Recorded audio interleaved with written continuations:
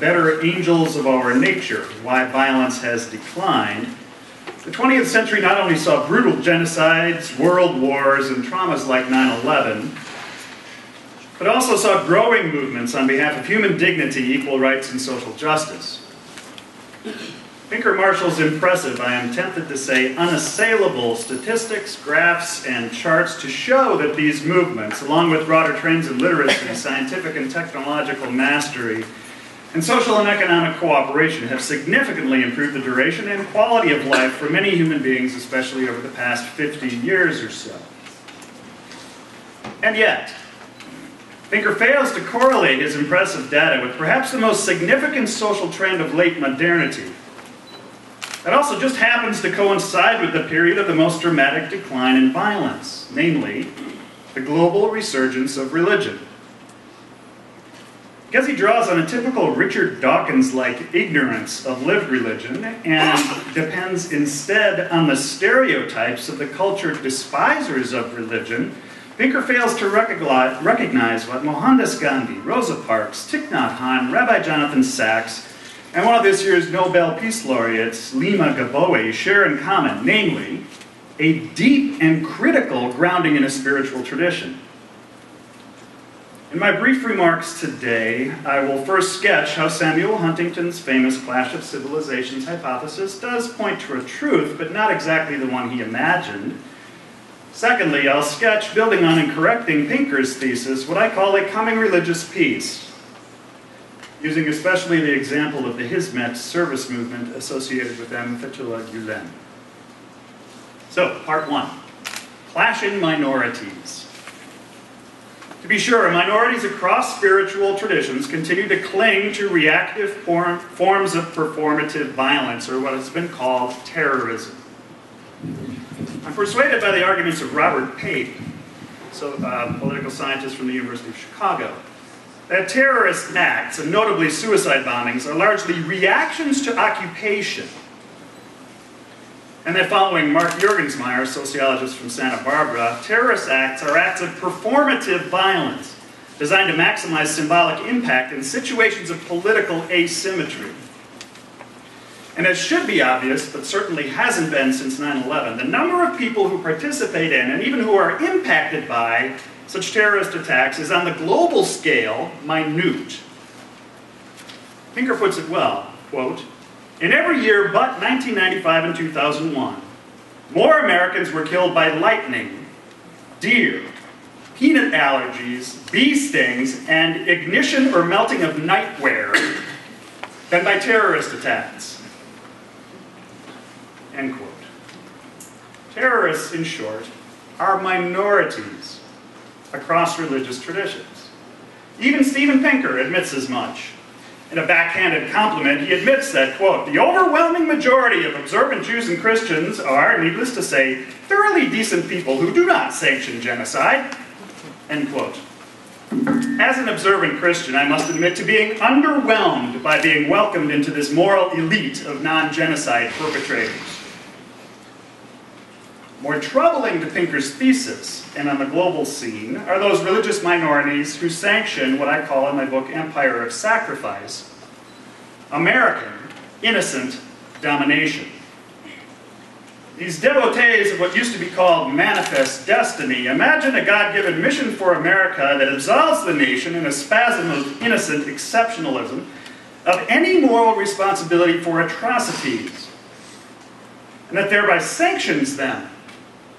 From the killing of a young black man on the streets of a gated community in Orlando, to the scapegoating of gay and lesbian youth in DOMA laws in 38 states in this country, to the justification of war against Iraq for the mere suspicion of a weapon of mass destruction when the United States holds an entire arsenal of them.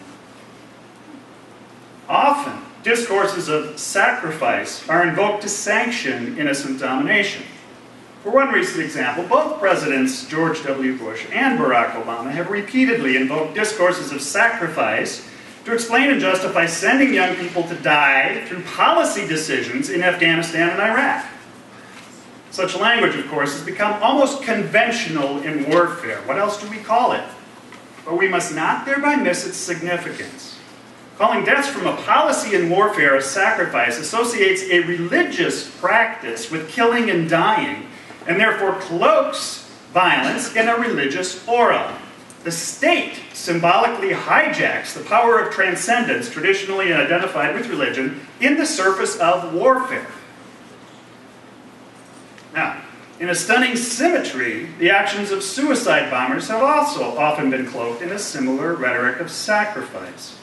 Sheikh Ahmad Yassin, founder and spiritual leader of Hamas, who was assassinated by Israel in March 2004, once claimed that, quote, "When we have warplanes and missiles, then we can think of changing our means of legitimate self-defense. But right now, we can only tackle the fire with our bare hands and sacrifice ourselves," end quote. Note well the parallelism that Yassin sets up between the weapons of a state, warplanes and missiles, and the actions of sacrifice and suicide bombing. Similar parallel appears in Jean Baudrillard's reflections on the spirit of terrorism. In A Suicide Attack, he suggests, the aim is no longer to transform the world, but to radicalize the world by sacrifice, whereas the system aims to realize it by force. And Robert A. Pape, once again, argues that suicide terrorist organizations commonly cultivate sacrificial myths that include elaborate sets of symbols and rituals to mark an individual attacker's death. These examples of the mobilization of religion on behalf of violence in suicide bombing and in state policies are troubling, and yet they represent perversions of the ethics at the core of the world's deep spiritual traditions, and they are always justified as exceptional enactments that violate what ought to be the normal course of things. Or as I put it in Empire of Sacrifice again, religions exist to end violence, insofar as possible. It is because this is true that we see that religious violence is a particularly egregious form of hypocrisy. Religions use symbolic means to resolve conflicts and seek power through cultural means. How many divisions has the Pope? Stalin famously asked. Religions substitute language, rituals, communal solidarity, and institutional mobilization for the war of all against all that threatens any social order. And religious teachings, while undoubtedly at points reflective of archaic cultural patterns dedicated to might makes right, ultimately propose, through their very structure, a higher ethic or third way beyond the animal responses of fight or flight that engages people on behalf of civilization and the common good. It is then true that there is a clash of civilizations underway, but not exactly the one that Samuel Huntington imagined. Clash is not between the West and the rest, but is within the West and within the rest, between those committed to force against those committed to peace. Those committed to a facile realism, which isn't too realistic, against those committed to the patient work of diplomacy. Those committed to blessed brutalities of utopian sacrifice by state or terrorist agents, as opposed to those spiritually grounded in a community and in the contingencies of history. In this clash, representatives of historic religious traditions are, as even Steven Pinker candidly admits, in the overwhelming majority on the side of the peaceful, the diplomatic, and the grounded.